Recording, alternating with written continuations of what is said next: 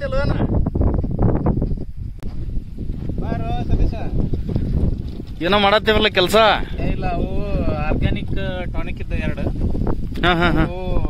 ಗಿಡದ್ದು ಮೆಣಸಿನ್ಕಾಯಿ ಗಿಡದ ಬೆಳವಣಿಗೆ ಸ್ವಲ್ಪ ಸ್ಲೋ ಆಗೈತಿ. 2 ಎಕರೆದ್ದು.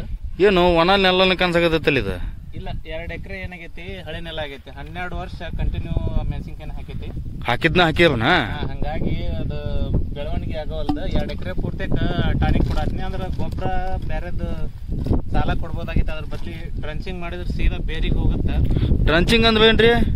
ಡ್ರಂಚಿಂಗ್ ಅಂದ್ರ ಈಗ ಸ್ಪ್ರೇ ಎಲಿಗೆ ಮ್ಯಾಗ್ ಮಾಡೋದು ಬೇರೆ ಆಕತಿ. ಈ ಡ್ರಂಚಿಂಗ್ ಅಂದ್ರೆ ಈ ಟಾನಿಕ್ ನೇರವಾಗಿ ಗಿಡದ ಬೇರಿಗೆ ನಿಧಾನವಾಗಿ ಅದಕ್ಕೆ ಪ್ರತಿಯೊಂದು ಗಿಡದ ಬೇರಿಗೆ ಮುಟ್ಸುದು. ಅದನ್ನ ಮಾಡೋಣ. ಈಗ ನೋಡೋಣ ಹೆಂಗಾಗತ್ತೆ.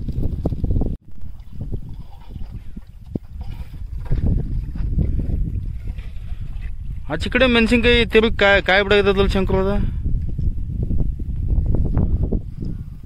ಅದು ಆಚೆ ಕಡೆದ್ದು 10 ಎಕರೆ ಏನೈತಿ ಹೊಸನೆಲ್ಲ. ಅದು ಕಂಟಿನ್ಯೂ ತೊಗರಿ ಹಾಕಿದ್ದು. ಇದ ಫಸ್ಟ್ ಟೈಮ್ ಮೆಣಸಿನ್ಕಾಯಿ ಹಾಕಿವಿ. ತಿರುಗಿ ಅದು ಕಾಯಿ ಬಿಡಾಕತ್ತ. ಇದೇನೈತಿ 2 ಎಕರೆ. ಮತ್ತ ಇದೇನು ತೊಗರಿ ಏನ್ ನೋಡ್ತಿಯಲ್ಲ, ತೊಗರಿ ಪ್ಲಸ್ ಈ 2 ಎಕರೆ ಕಂಟಿನ್ಯೂಸ್ 12 ವರ್ಷ ತನ ಏನೈತಿ ಮೆಣಸಿನ್ಕಾಯಿನ ಬೆಳೆದಿವಿ ನಾವು. ಇದು 1ನೇ ವರ್ಷಕ್ಕ ತೊಗರಿ ಹಾಕಿನಿ. ಇದನ್ನ ಫಸ್ಟ್ ಟೈಮ್ ಭಾರಿ ಚಲೋ ಐತಿ ಹೊಸನೆಲ್ಲ ಅಂತಂದು. ಇದು 12 ವರ್ಷ ಕಂಟಿನ್ಯೂ ಆಗಿ ಮೆಣಸಿನ್ಕಾಯಿ ಹಾಕಿ ನೋಡಿ 2 ಎಕರೆ. ಅದಕ್ಕ ಭೂಮಿ ಒಳಗ ಆ ಗಿಡಕ್ಕೆ ಮೆಣಸಿನ್ಕಾಯಿ ಬೆಳೆಯುವಂತ ಪೋಷಕಾಂಶಗಳು ಈಗ ಉಳಿದಿಲ್ಲ.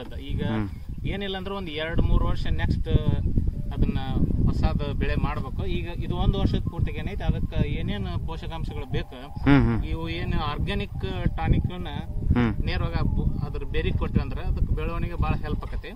ಮತ್ತ ಇದು ಈಗೇನ್ ಮಾಡಾತೀವಿ, ಇದೊಂದು ಪ್ರಾಯೋಗಿಕ ವಿಡಿಯೋ ಅಂತ ನಾನು.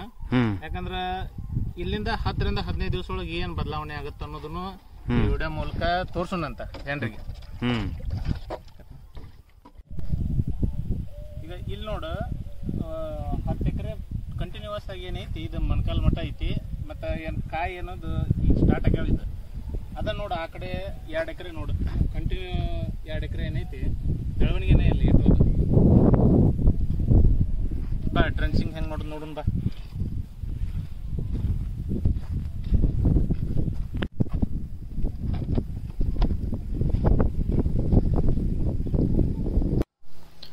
ಈ ರೀತಿಯಾಗಿ ಟಾನಿಕನ್ನು ಪ್ರತಿಯೊಂದು ಸಸ್ಯ ಬೇರಿಗೆ ನೇರವಾಗಿ ತಲುಪಿಸೋದನ್ನೇ ನಾವು ಡ್ರಂಚಿಂಗ್ ಅಂತ ಕರೆಯೋದು.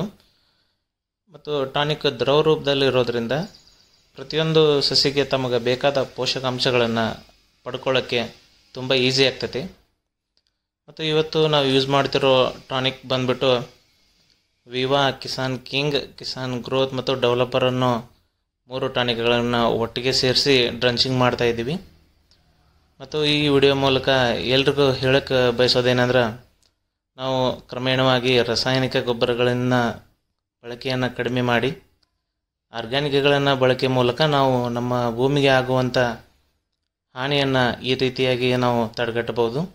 ಹಾಗೆ ಈ ಡ್ರಂಚಿಂಗ್ ಮಾಡಿದ 15 ದಿನಗಳ ನಂತರ ಏನು ಬದಲಾವಣೆ ಆಗುತ್ತೆ ಅನ್ನೋದನ್ನು ಈ ವಿಡಿಯೋದಲ್ಲಿ ಮುಂದುವರೆದು ನೋಡೋಣ. ಡ್ರಂಚಿಂಗ್ ಮಾಡಿದ 15 ದಿನಗಳ ಅಂತರದಲ್ಲಿ ಬೆಳೆಯಲ್ಲಿ ತುಂಬ ಬದಲಾವಣೆಯಾಗಿದೆ. ಚೇತರಿಕೆ ಕಂಡು ಬಂದಿದೆ. ಹೂವು ಬಿಡ್ತಾ ಇದೆ. ಗಿಡಗಳು ಚೆನ್ನಾಗಿ ಪಂಗ್ಲು ಹೊಡೆದವು. ಮತ್ತು ಮೊದಲೇನು ತೋರಿಸ್ತಿದ್ವಿ ಹೊಸನೆಲ್ಲ ಮತ್ತು 12 ವರ್ಷದ ಹಳೆ ಪ್ಲಾಟು ಏನು ಅಜಗಜಾಂತರ ವ್ಯತ್ಯಾಸ ಇತ್ತು ಬೆಳೆಯಲ್ಲಿ, ಅದು ಈಗ 80% ರಿಕವರಿ ಆಗಿದೆ. ಮೊದಲು ನಾವು 2 ಪ್ಲಾಟಲ್ಲಿ ಒಂದೇ ರೀತಿ ಬೆಳೆಯನ್ನು ನಿರೀಕ್ಷೆ ಮಾಡೋ ಹಾಗಿದ್ದಿಲ್ಲ. ಸದ್ಯದ ಬೆಳವಣಿಗೆ ನೋಡಿದ್ರೆ 2 ಪ್ಲಾಟಲ್ಲೂ ನಾವು ಒಂದೇ ರೀತಿ ಬೆಳೆಯನ್ನು ನಿರೀಕ್ಷೆ ಮಾಡ್ಬೋದು. ಒಟ್ಟಾರೆಯಾಗಿ ನಮ್ಮ ಡ್ರಂಚಿಂಗ್ ಎಫರ್ಟ್ ಸಕ್ಸಸ್ ಆಗಿದೆ ಅಂತಲೇ ಹೇಳ್ಬೋದು. ಹಾಗೆ ತಾವು ಕೂಡ ವಿವಾ ಆರ್ಗ್ಯಾನಿಕ್ ಟಾನಿಕ್ ಪ್ರಾಡಕ್ಟ್ಸ್ಗಳನ್ನು ಯೂಸ್ ಮಾಡಿ ಹೆಚ್ಚು ಇಳುವರಿಗಳನ್ನು ಪಡೆಯಿರಿ ಅಂತ ಹೇಳ್ತಾ, ಇದೇ ರೀತಿ ಎಕ್ಸ್ಪೆರಿಮೆಂಟ್ ವಿಡಿಯೋಗಳಿಗಾಗಿ ಚಾನಲ್ನ ಸಬ್ಸ್ಕ್ರೈಬ್ ಮಾಡಿ, ವಿಡಿಯೋನ ಲೈಕ್ ಮಾಡಿ, ಶೇರ್ ಮಾಡಿ, ನಿಮ್ಮ ಅನಿಸಿಕೆ ಅಭಿಪ್ರಾಯಗಳನ್ನು ಕಮೆಂಟ್ ಮೂಲಕ ತಿಳಿಸಿ.